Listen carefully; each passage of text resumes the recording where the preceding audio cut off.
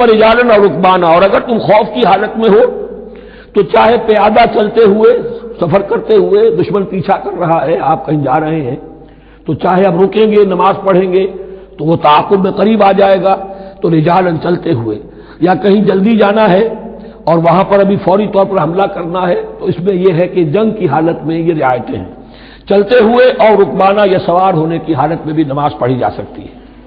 فَإِذَا أَمِنْتُمْ، لیکن پھر جب امن میں ہو جاؤ، فَاذْكُرُوا اللَّهَ كَمَا عَلَّمَكُمْ، پھر اللہ کو یاد کرو جیسے کہ تمہیں اس نے سکھایا ہے۔ کس نے سکھایا ہے؟ محمد الرسول اللہ نے۔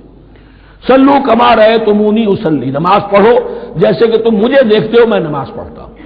وہ ہے اللہ کا سکھایا ہوا، اس لیے کہ یہ بھی ثابت ہے روایات سے کہ حضرت جبرائیل نے آ کر حضور کو نماز پڑھائی ہے، 2 دن پڑھائی ہے۔ ایک دن 5 نمازیں اول وقت میں پڑھائیں، دوسرے دن 5 نمازیں آخری وقت میں پڑھائیں، اور بتا دیا کہ ان نمازوں کا وقت ان اوقات کے دوران ہے۔ تو معلم جو ہے حضور کے نماز کے معاملے میں حضرت جبرائیل ہے، اور اب حضور جو ہے پوری امت کے لیے معلم ہے۔ فَإِذَا أَمِنْتُمْ فَاذْكُرُوا اللَّهَ كَمَا عَلَّمَكُمْ مَا لَمْ تَكُونُوا تَعْلَمُونَ، جو کچھ تم نہیں جانتے تھے اللہ نے تمہیں سکھایا ہے۔